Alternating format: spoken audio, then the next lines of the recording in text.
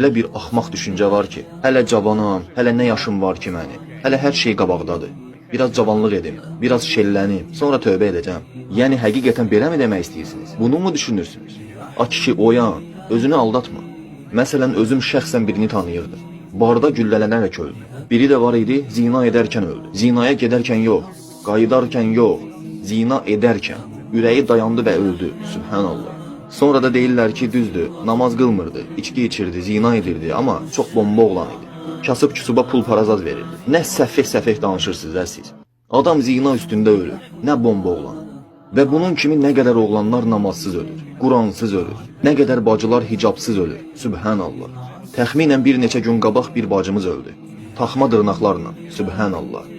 Taxma dırnaqlarla. Qüsülsüz gəzib adam, sübhanallah. Sonra mənə də zəng vurub soruşurlar, dırnaqları çıxardıb yuyaq yoxsa qalsın. Sübhanallah, bu nədir axı? Qardaşlar, bacılar, sizə uzun illər yaşayacağınızı kim dedi axı? Niyə özünüzü aldadırsınız?